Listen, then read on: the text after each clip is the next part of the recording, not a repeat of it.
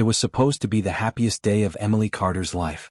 The sun cast a golden hue over the sprawling garden of the Meadowview estate, where white roses lined the pathway, leading to an archway adorned with cascading ivy.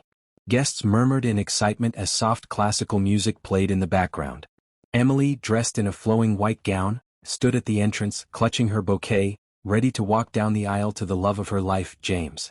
Her heart pounded with excitement and a touch of nervousness.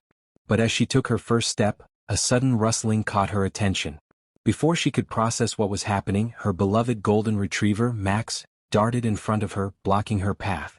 The guests gasped as the large dog stood firm, his eyes locked onto Emily's with an expression she had never seen before, a mix of urgency and sorrow.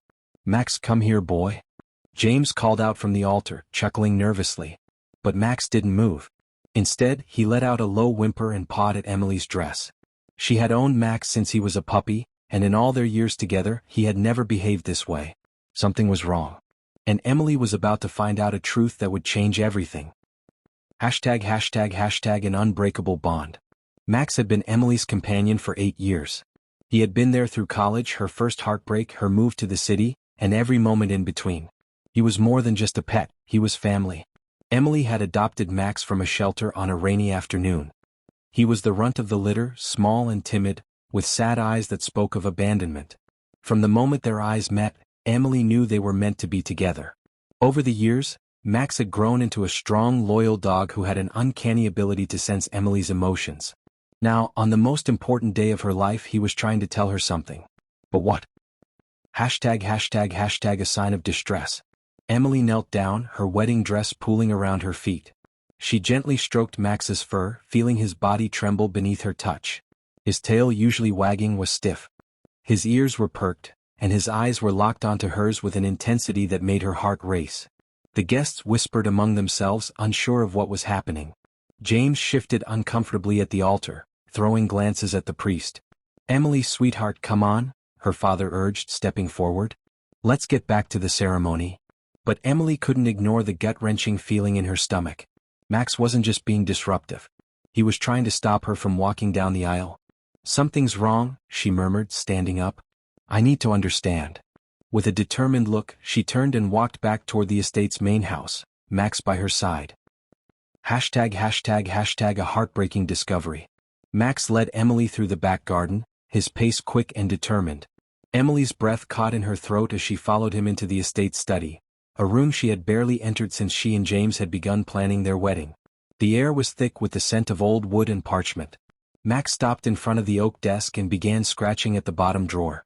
Confused, Emily hesitated before pulling it open. Inside was a stack of papers, neatly bound with a red ribbon. At first glance they appeared to be routine documents, bills, receipts, and contracts. But then one paper stood out. A marriage certificate. James Carter and Olivia Reynolds. Emily's blood ran cold. The betrayal. Her hands shook as she flipped through the papers. The documents were real. Stamped, signed, and dated just 2 years ago. She felt like the ground beneath her had vanished. "How?" she whispered, her mind racing. She grabbed her phone and took a shaky breath before dialing the number listed under Olivia Reynolds' name. A soft voice answered after 2 rings. "Hello." Emily hesitated. I need to know if you're married to James Carter." A long silence stretched between them. Then Olivia's voice came through, trembling. "Yes, but I thought he left me for work overseas. He told me he'd be back. I've been waiting for him." Emily's knees buckled and she sank into the chair. Max pressed against her, offering silent support. James had planned to marry her while still legally bound to another woman. He had lied. To her. To Olivia. To everyone. Confrontation and closure. With the revelation heavy in her heart, Emily stood and made her way back to the wedding venue. The guests turned, their expressions shifting from confusion to concern as she walked, head held high, toward James. She held up the marriage certificate. "Care to explain this?" James' face turned ghostly pale. He opened his mouth, but no words came out. The weight of his silence confirmed everything. Gasps rippled through the crowd. Emily's father stepped forward, his face dark with anger. "You lied to my daughter?" James stammered, searching for an excuse. But there was none. Emily took a deep breath, feeling the pain morph into something else, strength. "The wedding is off." The guests murmured, and James tried to approach her, but Max growled, standing protectively by Emily's side. She turned away, walking toward a new future. One free from lies, one where Max had saved her from making the biggest mistake of her life. Moving forward. In the weeks that followed, Emily leaned on her friends and family for support. Olivia filed for divorce and James tried to contact Emily, but she blocked his number. The betrayal hurt, but the silver lining was clear. Max had been her guardian angel all along.